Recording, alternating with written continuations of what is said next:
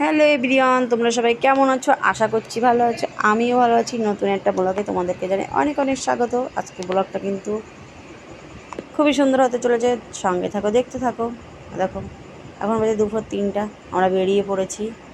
এটা কিন্তু জামাই ষষ্ঠীর আগের দিন, দুপুর 3টা, বুঝলে? কোথায় বেরিয়ে পড়েছি বুঝতে পারছো তো? জামাই ষষ্ঠী। চলো তোমাদেরকে নিয়ে যাই। কোথায় আমার বাপের বাড়ি, কোথায় যাচ্ছি।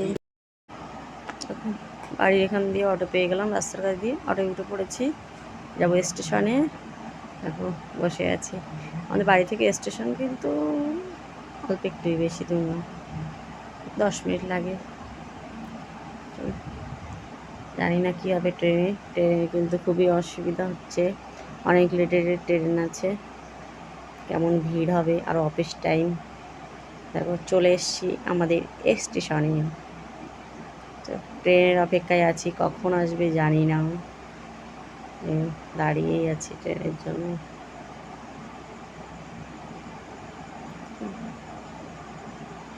ট্রেন ডাউন ট্রেন চলে যাচ্ছে, আমরা যাবো আপে। ট্রেন থেকে কিন্তু নেমে পড়েছি, এত ভিড় ছিল, এত ভিড় ছিল যে কি বলবো, এরকম হবে ভাবতেই পারিনি।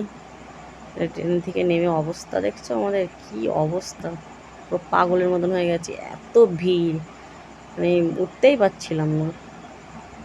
সেখান থেকে নেমে এই যে গোবরডাঙ্গায় নেমেছি, অটোয় করে।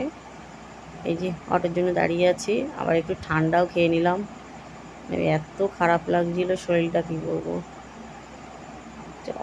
অটোয় বসে আছি, এখন বাড়ির দিকে, বাপের বাড়ির দিকে রওনা দিচ্ছি অটোয় করে। দেখো তোমার দাদা ভাই আর আমার ভাই গেছিলো আমাদের বাড়িতে।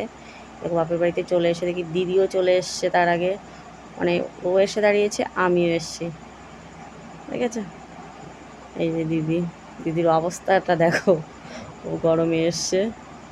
ও বাড়ির পাশেই, বেশি দূর না, আমারই একটু দূর, আমার ট্রেনে যেতে হয়, আসতে হয়।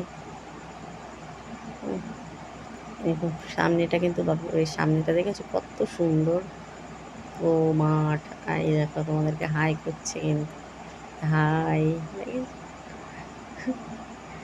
এসে দেখি মা বাবাকেও বাড়ি নেই, গেছে মাঠে ছাগল। এই দেখো মা চলে এসছে। টাটা। ব্লগটা ভালো লাগলে কমেন্ট করবো।